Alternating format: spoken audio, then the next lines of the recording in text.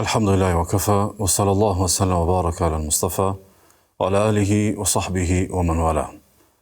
Falëndrimet në tërësi takohet me Allah subhana, ata e los, dhe ati përgjërohem që ta lavdroj, dhe ta bekoj dërguarin e ti Muhammedin sallallahu alaihi sallam, familjen, shokët dhe gjithë umetin e ti të pëzgjedhur. Të nduar vëllezër dhe motra, njeriu në përpjekjet e tij në këtë jetë për të përvetësuar vlera dhe për të përvetësuar virtyte, është shumë themelore që të jetë shumë i fokusuar për të zbuluar dhe për gjetur dhe për të njohur frytshmëritë e atyre vlerave.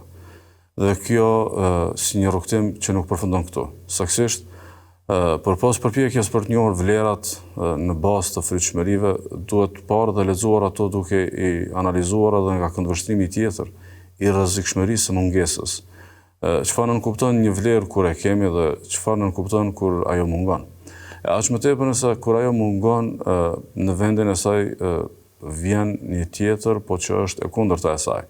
Saktësisht, jo vetëm që kemi lënë boshllëk në mungesë të vlerës, mirë po edhe kemi mbushur boshllëkun me diçka jashtëzakonisht ndoshta të rrezikshme. Saktësisht, shpesh ndodh që ndoshta në jetë ne jemi të njoftuar mbi frytshmërinë e një vlere të caktuar dhe ndoshta dimë të numërojmë disa sosh teksa përmendim vlerat dhe frytshmëritë e një përcaktimi të saktë, një përcaktimi të duhur.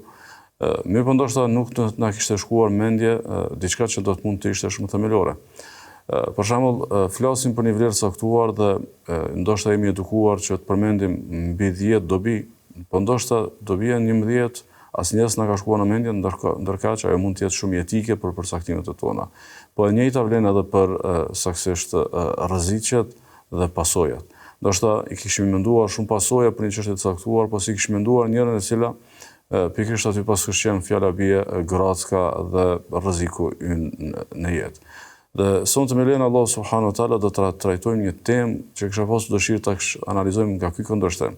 Nga këndvështrimi nëse e kishim dëgjuar shumë shpesh këtë temë, mirë po nuk e kishim menduar edhe këtë çështje dhe këtë ndërlidhshmëri të saj të ngushtë. Bëj fjalë dhe kam për qëllim fjalën për domosdoshmërinë, frytshmërinë dhe vlefshmërinë e rrethit të mirë. Se sa e vlefshme dhe sa e frytshme është të kesh një rreth të mirë, se sa e domosdoshme dhe shumë themelore është të kesh një shoqëri të mirë, sa jetike është të gjendesh në një rreth të mirë dhe një midis të mirë dhe një shoqëri të mirë. Mirë po, në kuadër të ligjëratave tona që jemi në kërkim të shërimit. Saktësisht, ta mendojmë çështjen e rrethit të mirë, shoqërisë së mirë, dhe ta mendojmë çështjen e mjedisit të mirë, po edhe të komunitetit të mirë në cilin ne gjendemi, po edhe të rrethit në cilin jemi familiarizuar, ta mendojmë edhe nga ky këndvështrim. A mund të jetë rrethi ynë një shkak prej shkaqeve për të shëruar, dhe a mund të jetë rrethi ynë një arsye prej arsyeve të këqija të përkeqësimit të gjendjes sonë shëndetësore të zemrës dhe të imanit. Saktësisht, ndoshta e kemi menduar ndoshta shërimin duke kërkuar dijen, e kemi menduar ndoshta shërimin duke përmirësuar botkuptimet e tona, po ndoshta si kishim menduar që pikërisht rreziku pas qenë nga një shoqëri e keqe ose nga një rreth jo i mirë, i cili i ka stimuluar ndoshta domethënie toksike të cilat ne kanë vazhduar përkeqësimin e zemrave dhe realisht nuk ka ndodhur ndonjë shërim i zemrave tona. Saktësisht në një shoqëri të mirë është pyetje e madhe, por realisht është edhe konstatim i pa diskutueshëm. Në një shoqëri të mirë zemra mund gjej shërim, sigurisht në një shoqëri të mirë zemra mund gjej prehje shpirtërore, sigurisht në një shoqëri të mirë zemra mund të merr një kahje të mirë drejt botkuptimeve të cilat mund të jenë shumë jetike për shëndetin shpirtëror.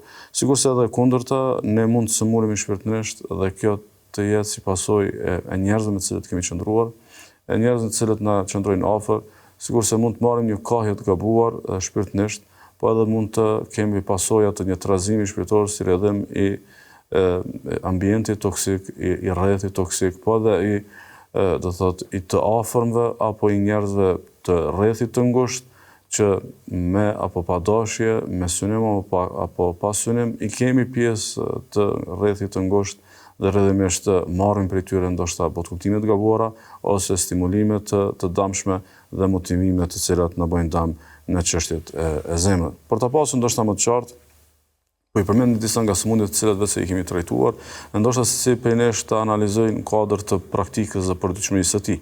Fjala bie për shembull nëse dikush fjala bie ka lidhje të fortë dhe të keqe dhe të pamenaxhueshme me dynjon.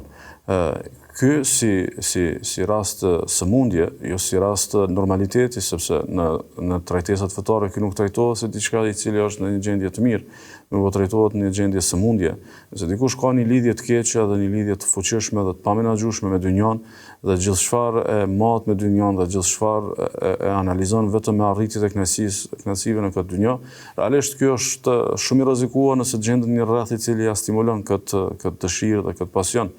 Dhe fjala bie për shembull nëse rri me njerëz që nuk e përmendin ahiretin dhe nuk masin me jetën e mëtejme, sikundër që ndoshta e gjithë biseda e tyre është gjithherë për rreth qefeve të kësaj jete, synimeve të kësaj bote kështu me radhë, ose se si njerëzit po garojnë, ose se si njerëzit kanë arritur, ose kush dhe çfarë ka arritur e kështu me radhë, megjithëse është shumë i rrezikuar që sëmundja ti përshkallëzohet. Ndërkohë që ndoshta në një shoqëri të mirë ku flitet shumë për jetën e mëtejme, një shoqëri të mirë ku relativizohet jeta e kësaj bote dhe nuk jepet në vëmendjen e zemrës, nuk jepet ajo peshë që japin njerëz të lidhur me dynjon, realisht do thotë qëndrimi me këta njerëz të mirë për të mund të ishte edhe një terapi e mirë dhe një kur për t'u shëruar. Ose për shembull një njeri i cili fjala bie ka sëmundjen e mendimallësisë, e cila sëmundje mund të jetë ndoshta që në vegjëli e motivuar ose nga rrethi ose nga prejardhja e kështu me radhë. Mirëpo nëse gjendet një rreth të mirë, me gjas me lenin Allah subhanahu wa taala, do të përmirësohet në kuptimin që ndoshta shumë gjeste të mendimallësisë ose shumë lëvizje dhe praktika të cilat mund të jenë karakteristike e njerëzve mendimdhej, ndoshta ai do të hezitojë të shfaqë dhe të shpërfaqë ato një rreth të mirë dhe me lenin Allah subhanahu wa taala do të shërohet. Ndërkaq nëse do të shoqërohej me një rreth të keq, i cili do t'ja veshte fjala bie mendimallësinë me krenari dhe me dinjitet, ose do t'ja ushqente duke ja kujtuar ndoshta situata të caktuara të urrëties që ka me të tjerat e kështu me radhë, me një fjalë do thotë nuk shërohet vetëm se shka i përshkallëzohet gjendja. Ose për shembull nëse njeriu është i prekur nga sëmundja e humbjes së frikës dhe nuk e mendon frikën për Allah subhanahu wa taala, nuk e mendon frikën për çështjen e vdekjes, të ringjalljes, të llogaridhënies, të daljes përpara Allahut subhanahu wa taala, të xhenetit, xhenemit e kështu me radhë. Nëse i humb kjo frikë dhe është i dobët te kjo çështje dhe realisht është i sëmur, nëse rri me njerëz të cilët në të vërtetë ja thjeshtësojnë gjithçka, ose gjithë bisedat e tyre janë se s'kemi arsye pse të shqetësohemi, ose fjala bie thirrën në botkuptime të cilat ndoshta shumë raste edhe janë klishe që nuk kanë domethënien e vet themelore, sikur do thotë askush pikë krijesa nuk është i rrezikuar, sikur gjithë krijesa do të shpëtojnë kështu me radhë. Në një shoqëri të tillë, ti vetëm se shka i sforcohet humbja e frikës dhe rrjedhimisht rrezikohet që të mos shërohet. Ndërkaq nëse qëndron me njerëz të devotshëm dhe të mirë, të cilët kanë frikë për Allah subhanahu wa taala dhe ja kujtojnë atij qoftë në gjendjen e tyre apo me fjalët e tyre se njeriu duhet bëhet gati për një ditë të ringjalljes e kësaj. Qëndrimi me ta për të është një terapi e shërimit, ose fjala bie për shembull sëmundja e syfaqësisë. Nëse qëndron njeriu që ka këtë sëmundje me njerëz të cilët gjithçka të mirë që e bëjnë e përmendin dhe mburren dhe fryhen me të e kështu me radhë, megjithëse i bëhet shumë normale dhe familiarizohet me këtë sëmundje dhe madje ndoshta as nuk beson që ka nevojë për të shëruar. Ndërkaq nëse rri me njerëz të cilët ndoshta veprat e tyre janë 10 herë, 100 herë më të mëdha se të tij, ndërkaq ata përpiqen të fshejnë ato dhe të kenë vepra sa më të qarta për Allahun subhanahu wa taala dhe sa më të sinqerta, megjithëse do thotë reflekton dhe qëndrimi me ta përbën për të shërim dhe një përpjekje në kërkim të shërimit, ose edhe shembulli i sëmundjes që vetëm e kemi trajtuar, i mos madhërimit të Zotit dhe mos madhërimit të dispozitave të tij.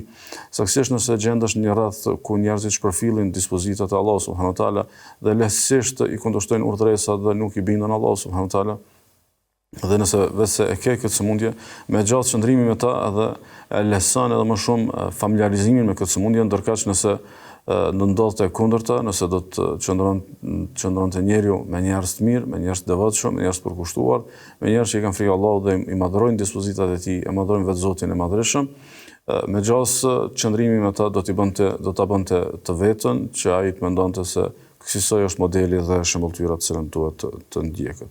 Saktësisht për ta thënë më troq, një fjalë e mirë mund të jetë një frymëzim i mirë, dhe një fjalë e keqe mund të jetë një kahje edhe orientim i keq. Sa shpesh ndoshta ke qenë shumë i qetë një temë caktuar, sa shpesh ndoshta nuk ke pasur asnjë trazim qoftë smirës, xhelozisë apo të urrëties, por ndoshta qëndrimi në një rreth ku të është përmendur një fjalë ta ka aktivizuar një disponim shumë të keq dhe pastaj ndoshta edhe ke marrë iniciativë në kuadër të asaj fjale të keqe apo të atij disponimi të keq, po edhe ndoshta edhe kundërta duke e ndëgjuar një fjalë të mirë dhe duke reflektuar nëpërmjet asaj fjale, duke u përmirësuar në sajtë e saj dhe duke reflektuar se si të veprosh tutje në bazë të atij frymëzimi. Ndoshta është e thelbësore për ta analizuar faktin që këto fjalë të mira të cilat ndryshojnë fuqishëm dhe fjalë të këqija të cilat mund ndryshojnë fuqishëm janë shumë të fuqishme në rast se bëhet fjalë për rreth të ngushtë. Ndaj ndoshta këtë çështjen e shoqërimit me njerëz të mirë ose rrezikshmëria e shoqërimit dhe frytshmëria e shoqërimit, do të kisha pasur dëshirë fillimisht ta orientoja pikërisht tek çështja e rrethit të ngushtë. Saktësisht ne kemi shumë shoqëri, ne kemi shumë njohje, ne kemi shumë arsye për të shoqëruar me njerëzit, por megjithatë kemi edhe njerëz të cilët ndoshta i kemi një rreth më të ngushtë. Dhe këta të cilët janë në një rreth më të ngushtë duhet të jenë gjithherë më të përzgjedhur dhe duhet t'i shohim më ndryshe. Saktësisht hatri në rrethin e ngushtë nuk duhet të jetë sikurse hatri në një rreth më të gjerë. Ndoshta diku e kemi një shoqëri thjesht shoqëri pune, ndoshta diku e kemi një shoqëri thjesht të lagjës, mirë po rrethin e ngushtë, aty ku shpërfaqen shumë sekrete, shpërfaqen shumë pjesë të përditshmërisë së jetës tonë kësaj me radhë, është shumë thelbësore që njerëzit përreth nesh janë njerëz të vlerave, njerëz të cilët na ndihmojnë të përkryhemi, njerëz të cilët na ndihmojnë të tejkalojmë krizat dhe smundjet e tona të cilat mund t'i kemi, dhe rrjedhimisht shoqëria me ta të jetë një fat dhe të jetë një mundësi e mirë në jetë. Për arsye, i Allahu sallallahu alaihi wasallam, sikur se shënon Imam Buhariu nga Abu Said al-Khudriu, i Allahu sallallahu alaihi wasallam thotë që Allahu çdo profet që e ka dërguar, apo çdo njeri të cilit i ka dhënë një përgjegjësi, të cilit i ka dhënë një post, të cilit i ka dhënë një detyrë, thotë gjithsecilin profet që Allah e ka dërguar, sikur në tërë që gjithsecilin të cilin e ka ngarkuar me një detyrë, me një përgjegjësi shoqërore kësaj, thotë Allahu i ka bërë që të ketë dy rrethe përreth tij, dy rrethe njerëzish përreth tij. Rrethi i mirë, i cili rreth urdhëron për të mirë dhe e nxit për punë të mira. Jo vetëm që e mëson të mirën, po edhe e nxit, ndoshta ti mund ta kesh mësuar më parë, ndoshta mund ta kesh përvesuar, ndoshta nga një kulturë paraprake, mirë po e ke harruar, të ka shkuar në harresë kësaj, mirë po rrethi i mirë të nxit për punë të mira dhe të urdhëron për punë të mira. Thotë dhe rrethi i keq i cili e nxit për punë të këqija. Në vërtetë, thotë pejgamberi sallallahu alajhi wasallam, thotë i ruajtur është ai që të cilën e ka ruajtur Allahu subhanahu wa taala. Kuptimin që është fat i madh që Allahu të ruaj nga një shoqëri e keqe, është fat i madh që në rrethin tënd të ngushtë të mos hyjnë njerëz të këqij, sikundër që është fat i madh që natyrshëm, ndoshta me vëmendje apo pa vëmendjen tënde, të begatohesh me një rreth të mirë i cili urdhëron për të mirë dhe do thotë të ndalë nga punët e këqija. Saktësisht, për shembull, nëse e kishim analizuar këtë hadith dhe e kishim marrë si shembull sëmundjen e smirës, sëmundjen e hasedit, të xhelozisë, të dashjes së humbjes së të mirave tek të tjerët, tua dëshirosh të tjerëve humbjen e të mirave.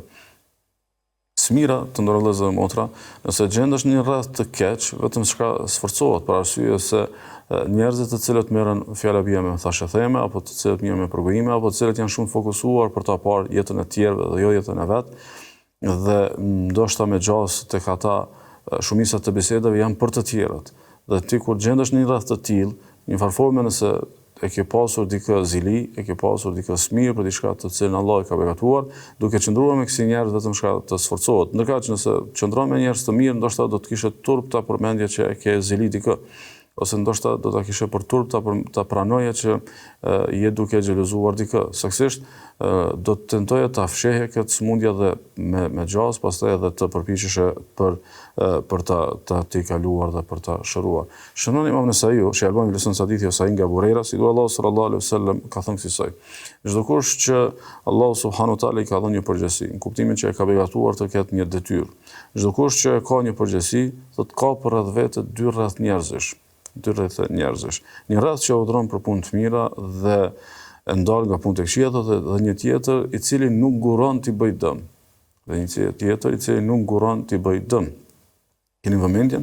I dërguari Allahu sallallahu alaihi wasallam këtu nuk thotë urdhon për punë të këqija dhe e nxit për të, mirë po thotë nuk guron t'i bëj dëm, sepse realisht në një shoqëri të keqe, fakti që ata nuk të ndihmojnë për të shëruar, fakti që nuk ndihmojnë për të kaluar krizat shpirtërore, i bie që nuk u bëhet atyre vonë nëse të shohin në gjendje të keqe shpirtërore dhe në të vërtetë bisedat e tyre ose ndoshta edhe stimulimet e tyre të bisedave janë në një drejtim që të bëjnë dëm në shëndetin tënd shpirtëror, në shëndetin tënd emocional e kësaj, e pastaj i dua Allahu sallallahu alaihi wasallam thotë kush ruhet prej sherrrit të tyre, ai është ruajtur, në të vërtetë njeriu i takon atij që e dominon. Në këtë rast ti je njeriu i rrethit tënd. Ti je njeriu i rrethit tënd, që i bie ti i takon rrethit që dominon tek ti. Nëse tek ti dominon rrethi i mirë, ti je i mirë. Dhe nëse tek ti dominon rrethi i keq, i bie që je i tillë. Saktësisht, i dërguari Allahu sallallahu alaihi wasallam vini re, po thotë kush ruhet prej sherrrit të tyre, ai është ruajtur. Nga që njeriu mund ta ketë një cytje nga egoja, mund ta ketë një tjetër nga djalli, mirë po kur cytjet janë nga rrethi i ngushtë, ato janë të predispozuara për t'u parë shumë të vërteta, janë të predispozuar për t'u parë shumë të pashmangshme. Dhe rrjedhimisht nëse nuk ruhesh dhe nuk shpëton nga sherrri i rrethit, do thotë je jashtëzakonisht i rrezikuar. Sigurisht, Allahu sallallahu alaihi wasallam po thotë, në të vërtetë njeriu i takon atij që e dominon. Nëse të dominojnë njerëzit zemërgjër, bëhesh i tillë. Nëse të dominojnë njerëzit që u adojnë të tjerëve të mirën, ti bëhesh i tillë. Nëse dominojnë tek të njerëzit që i madhrojnë dispozitat e Allahut subhanahu wa taala, bëhesh i tillë. Dhe nëse dominohesh nga njerëz me urrëtie, nga njerëz me smir, nga njerëz me mendimallësi, nga njerëz të cilët janë përlyer me vese të këqija, me gjazë të bëhesh i tillë. Nëse e kishim marrë si shembull fjala bie ndjekjen e egos. Ti mund të jesh një familjar shumë i mirë, mund të jesh një bashkëshort shumë i mirë, mund të jesh një krye familjare dhe një bashkëshorte shumë e përkushtuar. Mirë po ndoshta duke qëndruar me njerëz të cilët vihen vetëm në kërkim të ndjekjes e egos, të epsheve të tyre, ndoshta edhe rahatia jote familjare, bashkëshortore prishet nga që duke dëgjuar rrëfimet e tyre, duke dëgjuar mënyrën se si ata jetojnë, ndoshta hamendson dhe me cytjet e djallit dhe përshpëritjet e egos, mund të mendosh që në fakt kjo është diçka që përbën një plotësim në jetë. Dhe duke menduar të keqen si plotësim, vjen momenti që pastaj hum shumë, hum familjen, hum bashkësinë, hum rahatin tënde e kësaj. Ndoshta për ta thjeshuar për të qenë më i drejtë për drejtë, qëndrimi me njerëz të moralshëm nuk është i njëjtë sikur se qëndrimi me njerëz të pamoralshëm. Njerëzit e pamoralshëm e kanë prirjen për ta shpërndarë sëmundjen e tyre. E kanë prirjen për të relativizuar sëmundjen e tyre. Madje ndoshta e kanë edhe një prirje tjetër që realisht nuk u pëlqen vetmia e tyre tek mëkatet të cilat janë. Dhe rrjedhimisht, nëse ata janë përlyer me mëkate të amoralitetit dhe rrjedhimisht e kanë një jetë të trazuar, e kanë një familje të trazuar, e kanë ndoshta shumë llogari të këqija në këtë jetë, kanë dëshirë që të njëjtat i kesh edhe ti dhe rrjedhimisht ndoshta vetë se e ke pasur sëmundjen e ndjekjes së egos, mirë po ajo sforcuar duke qëndruar me të tillë dhe pastaj ke përfunduar ndoshta në një gjendje do thotë kritike. E shënon Abu Davudi nga Aisha radhiyallahu anha, si dua Allahu sallallahu alaihi wasallam ka thënë, kur Allahu ja do të mirën dikujt, kur Allahu ja do të mirën dikujt, thotë i vë për krah ti një përkrahës të një mend. E çon Allahu subhanahu wa taala për afër teje, për krah teje, një përkrahës të për një mend, njëri të vërtet të mirë. Pastaj thot i cili kur harron e kujton. Çka i bie përkrahësi për një mend, dikush i cili është në rrethin tënd ngushtë dhe kur e vëre që ti ke harruar një vlerë caktuar ta kujton atë. Thot e kur e kujton i ndihmon. Dhe jo vetëm që ta sjell në mendje, po edhe kur ta sjell në mendje ty një domethënie të mirë, apo e vëre tek ti se ti e ke një domethënie të mirë, ai është i gatshëm për ndihmuar për ta jetësuar atë. Thotë kur Allahu dëshiron diçka tjetër për dikë, i vë për krahti një përkrahës të keq, që kur harron nuk i kujton, e kur i kujton nuk i ndihmon. Vini re këtu në këtë hadith në vëllezër motra kemi dy gjendje. E kemi gjendjen e harresës, e cila kemi nevojë për kujtesë, dhe kemi gjendjen e kujtesës ku nuk kemi nevojë për diçka të tillë, mirë po kemi pastaj nevojë për ndihmesë. Saktësisht njeriu është në një varësi të plotë dhe të vazhdueshme për diçka të tillë.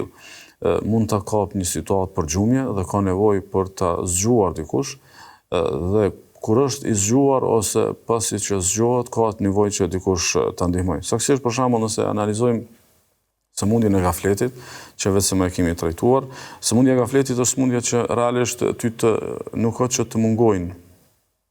Jemi duke folur për atë sëmundjen që kemi trajtuar që quhet shkujdesja dhe përgjumja dhe ajo dalja nga mendja asaj të cilën ti e di. Në rastin e gafletit ti domethënie ti e di, mirë po ato të kanë dalur nga mendja, dhe pastaj ndoshta një domethënie që është shumë themelore, që ka të bëjë me jetën tënde, me fetarinë tënde, me adhurimet e tua, kësaj, ka kaluar në harrezë dhe është harruar, dhe ka zhvend dikush dhe të zgjon.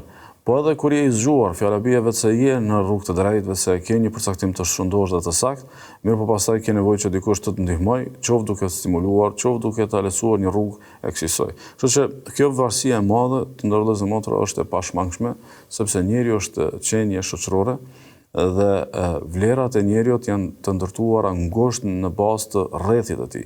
Ndaj Malik ibn Dinari e ka një prononcim kësaj, thotë nuk bëhen bashkë dy veta, nuk qëndrojnë afër dy veta, nuk kanë afërsi dy veta, thotë vetë se tek njëri tjetri i shohim vetitë e njëri tjetrit.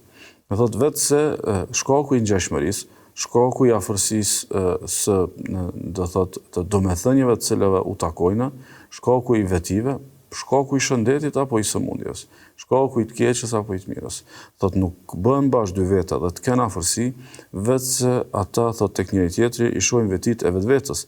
Thotë llojet e njerëzve janë sikurse llojet e shpendëve të cilët bëhen bashkë në tufë në bazë të llojit. Do thotë shpendët shtektojnë dhe bëhen bashkë në bazë të llojit. Kësaj thot janë edhe njerëzit. Pastaj thot Malik ibn Dinari, thot një herë i kishte rastisur që kishte parë dy shpend që nuk kishin qenë të njëjtë. Nuk kishin qenë të një lloji, por kishin qenë bashkë. Dhe sigur ishte habitur si është e mundur një gjë të tillë. Dhe kishte qenë duke i vëzhguar derisa ka parë që dy shpendët filluan të fluturonin dhe pasi kanë filluar të fluturonin, thot e ka parë që kishin qenë me një tëmetë të njëjtë. Saktësisht lloji ka qenë ndryshëm, po e meta ka qenë e njëjtë. Ajo pjesa e sëmundjes së tyre, pjesa e mangësisë së tyre ka qenë e njëjtë. Ndaj njerëzit kur janë me tëmeta të njëjta, me mangësi të njëjta, me mëkate të njëjta, me sëmundje të njëjta, e gjejnë natyrshëm veten tek njëri tjetri. Edhe pastaj i ndihmojnë njëri tjetrit tek gjendja e keqe dhe rrëdhëmisht nuk pritet doni përmirësim. Ndërkaq, besimtari vërtet duhet synoj shërimin. Ne nuk jemi në kërkim të shërimit thjesht për t'i shpërfaqur dhe për t'i zbuluar dhe diagnostikuar sëmundjet. Jemi për t'u marrë me to seriozisht për t'u shëruar. Ne nuk mund të jemi të denjë me Allahun subhanahu wa taala nëse thjesht vetëm e denoncojmë xhelozinë, vetëm e denoncojmë ndihmallsinë, vetëm e denoncojmë vetpëlqimin dhe i quajmë këto si sëmundje të këqija dhe pastaj të rrim pa bërë gjë. Saktësisht ne lëvizim në kërkim të shërimit. Ne meditojmë, ne lexojmë Kur'anin, ne kujtojmë vdekjen, ne ja kujtojmë vetvetes llogarinë, ne bëjmë çmos që në një moment të caktuar të heqim dorë të thotë nga këto sëmundje. Ndaj, cila është e njëjta e njeriu të sëmurë, me cilën do prej sëmundjeve që kemi trajtuar deri tash. Me njeriu në shëndosh. Nëse ata me sëmundja dhe me tëmeta u bë kanë bashkë. Realisht, dikush i cili është i sprovuar dhe ka ndonjë prej këtyre sëmundjeve të cilat i kemi trajtuar.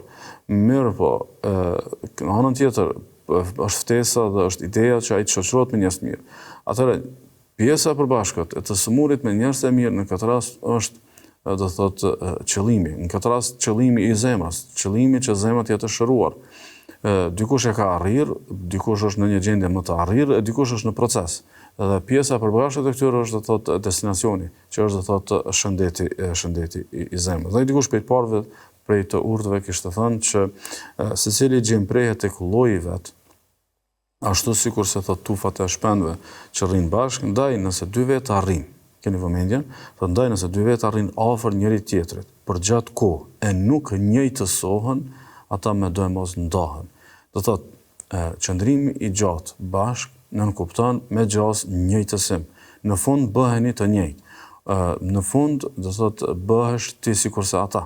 Nëse shoqërohesh me njerëz të mirë, shoqërohesh me njerëz të devotshëm, shoqërohesh me njerëz që i kanë frikë Allahut subhanahu wa taala, me gjasë bësh sikurse ata.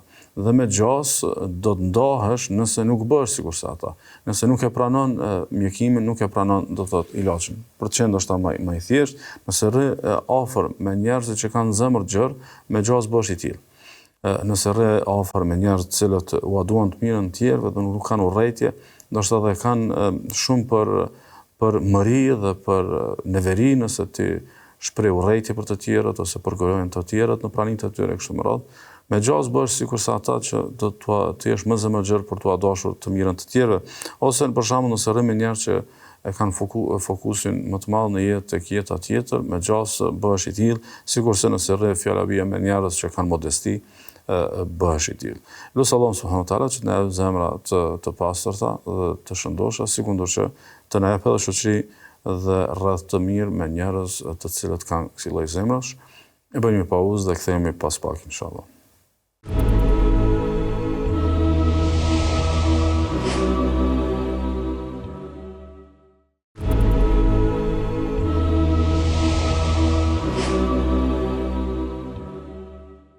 Të nderuar vëllezër dhe motra. Këmbgulja është një prej cilësive më themelore dhe më të dallueshme të besimtarit të vërtet. Saktësisht, pretendimet e njerëzve janë të ndryshme, po pretendimi i besimtarit është një pretendim që realisht është mëtim, është synim edhe është një ngjarje ku ka këmbgulje.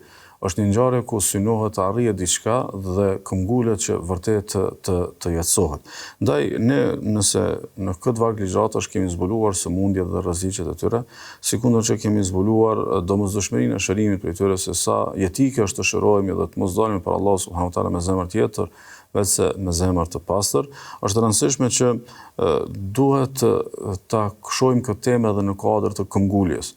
Dhe pjesë e këmbguljes për të arritur qëllimin është edhe një këmbgulje në cilën ka edhe gatishmëri për ndryshimin e rrethit, ose pasurimin e rrethit, ose përmirësimin e rrethit. Saktësisht ne jemi në përpjekje të realizimit të qëllimit dhe nëse jemi vërtet të vendosur që synojmë dhe duam të arrijmë këtë qëllim, që ta pastrojmë zemrën tonë, të lirohemi nga sëmundjet e zemrës dhe të përcaktohemi sakt në çështjet e zemrës, atëherë duhet të shohim rrethi ynë ku është, me çfarë prioriteti jeton, cilat janë temat e tyre dhe cili është ndikimi i tyre tek ne. Nëse rrethi ynë është i keq, atëherë duhet t'i shmangemi, duhet ta përmirësojmë, duhet ta këshillojmë, mirëpo derisa të shërohemi ne, ta kemi vetveten në prioritet dhe rrethi të jetë më anësh, sikundër që nëse rrethi ynë ka pak njerëz të mirë, atëherë duhet t'i shtojmë dhe ta pasurojmë. Ne ta kemi një konsiderat që këmbgulja dëfton për një mendsinë tonë. Sa e kemi për një mend me Allahun subhanahu wa taala, vijat re në bazë të këmbguljes. Sa jemi këmbgulës që ta realizojmë këtë qëllim. Sa e kishim për një mend të shërohemi nga sëmundjet e zemrës, që kryesisht në një situatë të shpeshtë në qiellin ton janë të motivuara nga rrethi. Për shembull, ndoshta smira, mendjemallësia, vetpëlqimi ose lakmia kështu me radhë, ndoshta mund të jesh duke dëgjuar prej kohësh ligjërata për këto sëmundje. Ndoshta ke shumë ligjërata të dëgjuara për mendjemallësinë. Ndoshta ke shumë ligjërata të dëgjuara për lakminë e tepruar. Sikundër që ke shumë ligjërata të dëgjuar ndoshta për xhelozinë, për smirën e kësaj saj. Po nëse analizon nëse rrethi dhe shoqënia dhe do thotë komunitetin që ti gjendesh, qoftë komuniteti familjar, i gjirit të ngushtë apo i më të gjerë, apo i shoqënisë kësaj saj. Nëse ata i kanë këtë sëmundje, me gjasë shërimi shkon shumë ngadalë. Me gjasë shërimi shkon shumë ngadalë. Si ndodh kjo? Shënon Imam Buhariu dhe Muslimi nga Abu Musa al-Ash'ari se i dërguari sallallahu alaihi wasallam ka thënë kësaj saj. Shembulli i shokut të mirë dhe i shembulli i shokut të keq është sikurse shembulli i shitësit të parfumit dhe shembulli i farkëtarit. Thotë nëse ti shkon tek një shitës i parfumeve, thotë me gjasë thotë edhe nëse nuk blen ose nuk të dhuron një aromë të mirë, me gjasë do ta marrësh atë nga ambienti. Ndërkaq thotë nëse shkon tek një farkatar edhe nëse nuk ke një punë për të kryer me të, me gjasë gocat dhe shkëndijat do të prekin diçka prej rrobave tua. Po edhe nëse nuk ndodh diçka e tillë, thotë megjithatë do të dalësh me një erë të keqe nga ambienti i cili vetëse më e ka erën e nevojshme. Domethënë, është rregull i cili është i pashmangshëm, është e vërtetë e cila është e pakontestueshme, diçka të ngel nga rrethi. diçka të ngel nga rrethi. Do thotë, sado që ti je vetë përcaktuar, sado që ti je vetë vendosur në çështje të mëdha, në çështje të cilat ti beson, në të cilat ti synon fisnikërimin e karakterit tënd e kësaj. Megjithatë, një pjesë ngel nga rrethi yt. Kështu që ne nuk jemi duke ftuar që njerëzit të izolohen dhe të mos integrohen në shoqëri, por megjithatë, rrethi i ngushtë duhet përzier me shumë kujdes. Rrethi i ngushtë duhet përzier me shumë fokus për të parë cilët njerëz janë meritor dhe të denjë për që jenë afër nesh dhe rrëdhëmisht ti takojmë shembulli të atij që shkon tek shitësi i parfumit dhe jo tek shembulli i atij që shkon tek do thotë tek farkatari.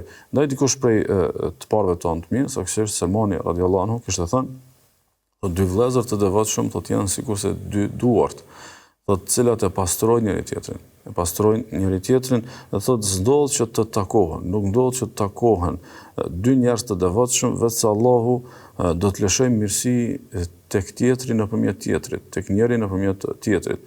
Saktësisht pastrimi është shërimi. Nëse fjala bie kemi dalë nga së fundmi nga muaji i bekuar i Ramazanit dhe kemi parë se si shpirtërorja e mirë e ndrequr gjatë muajit Ramazanit e ka rregulluar dikë prej njerëzve të njohur për ne ose dikë që e kishim të afër, duhet të shohim se si të reflektojmë në bazë të përmirësimit të tij. Të shohim se si tek ai ka ndikuar Kurani, se si tek ai ka ndikuar namazi i natës, të shohim tek ai se si ka ndikuar përmirësimi i kuptimeve të ndryshme fetare kësaj. Pastaj kjo të na ndihmojë neve që edhe ne të merremi seriozisht do thotë me shëndetin tonë dhe përmirësimin tonë. Kështu shënoni me Abu Davudi, sharboni thotë që hadithi është hasan. Nga Abu Huraira, si Allahu sallallahu alaihi wasallam ka thënë, besimtari është pasqyrë e besimtarit. Në kuptimin që nëse vërtet besimtarët e kanë një lidhje vëllazërie apo motrat muslimane, një lidhje motërsie të sinqertë, tek njëra tjetra e shohim vetveten kuptimin që nëse e shet tek vëllai apo tek motra jote një veti të keqe, të irriton sikur se ta kishe parë tek vetvetja, dhe sikur se tash edhe nëse e shet tek ai apo ajo një veti të mirë, reflekton ti në vetveten tënde që ta kesh edhe ti do thotë atë cilësi. Për shembull, nëse shoqënohesh me njerëz të devotshëm dhe je prekur nga sëmundja e mosmadhrimit të dispozitave të Allahut. Fjala bie për shembull, je i prekur nga mosmadhrimi i namazit. Ndërkohë shohim një njeri të devotshëm i cili gjithë kohën e tij organizon me namazet, gjithë prioritetet e tij të ditës dhe të natës i organizon në bazë të namazit. Shumë shpesh bisedat e tij sillen rreth domosdoshmërisë dhe madhështisë së namazit e kësaj. Megjithëse në këtë pasqyrë do të shohësh vlerat të cilat duhet t'i shohësh dhe rrjedhimisht të përmirësohesh dhe megjithëse nëse edukimi është edhe më në nivel, ai të këshillon më drejt për drejt, të këshillon qiltërisht për të përmirësuar në çështjen e mosmadhrimit që ka të bëjë me madhrimin dhe mosmadhrimin e adresave fetare. Ndoshta për ta kuptuar edhe më qartë, kam dëshirë të marr një shembull i cili në kulturën tonë dhe në kulturën e trashëguar të popullit tonë është ndoshta për shembull shumë të lehtë për të kuptuar sepse është i trashëguar do thotë që herët. Abdullahu biri i Imam Ahmedit ka një fjali të bukur që besoj është shumë domethënëse dhe kisha pasur dëshirë ta kisha analizuar do thotë në këtë ligjërat. Do çfarëdo që kam gabuar në përcaktimet e mia. Sa herë që kam gabuar në një përcaktim timin, thotë ajo në të vërtetë ka ndodhur kur jam shoqëruar me dikë i cili nuk më ka ndjellur turp. Kjo ka ndodhur kur jam shoqëruar me dikë i cili nuk më ka ndjellur turp. Në kuptimin që ka njerëz të mirë, ka njerëz me vlerë, ka njerëz me autoritet, ka njerëz me vlera familjare, me ndikim shoqëror, ka njerëz cilët kanë domethënie kësaj, me cilët nëse ti shoqërohesh, ndoshta do të kishe turp ta përmendje një sëmundje që ke, ose ndoshta do të kishe turp ta përmendje një bisedë, sepse nuk ka hije me ta të flasësh kësaj, ose nuk është e hijshme ata ta kuptojnë që ti e ke këtë problem. Për shembull, sëmundjet e zemrës, për shembull, smira, zilia, do thotë xhelozia. Nëse rriti me njerëz zemërgjër, nëse rri me njerëz të suksesshëm, po që këtë sukses e kanë arrirë me ndihmën e Allahut subhanahu wa taala, pastaj me punë e kanë arrirë me merite, e kanë arritur duke u përpjekur. ti del shumë keq nëse në pranitë të tyre flet për të tjerët duke i xhelozuar ata. Ti del shumë keq për atyre nëse ti flet për të tjerët duke shpërfaqur parahatinë në shpirtin tënd, i cili nuk e pranon që ata kanë pasur sukses. Këtë rast ku të qëndron me kësaj njerëzish, ty të vjen turp ta shfaqësh smirën edhe xhelozin dhe i bie me gjaz, do ta lësh të mbyllur në vetveten tënde dhe me gjaz, nëse do Allah subhanahu wa taala, do të shërohesh pas një kohe. Saktësisht, nëse qëndron me njerëz që nëse ti përmend të tjerët me kontekst të hasedit, në kontekst të zilis, dhe nuk është turp në mesin e tyre të përmendet, atëherë me gjaz do ta përvetësosh këtë. Sikur që tha Abdullah biri me Muhamedit, sa herë që e kam bën një përcaktim të gabuar, kjo ka ndodhur si rrëdhem i asaj që kam qëndruar me njerëz që nuk më kanë ndjellur turp. Do thotë prania e një gabimi nuk ka qenë turp në atë mes, nuk ka qenë do thotë për tu turpruar. Ose për shembull, nëse mendojmë mosmadhrimin e Allahut subhanahu wa taala, nëse qëndron me njerëz të cilët se hyn koha e namazit dhe del koha e namazit pa e falë namazin, nëse qëndron me njerëz të tillë dhe tek ata nuk është turp kjo që ti nuk e ke falë namazin, me gjaz ty të lehtësohet kjo e keqe. Ndërkësh nëse rre me njerëz që po hyri koha e namazit dhe ne vazhdojmë të jemi në obligim dhe angazhime të tjera, duke shpërfillur përparësinë e namazit, duke qëndruar me njerëz që tek ata kjo turp, me gjaz do thotë neve na mbjellët turpi që të përmirësohemi dhe të mos e kemi do thotë këtë cilësi. Ose për shembull lakmia e tepruar dhe lidhja me dynjan.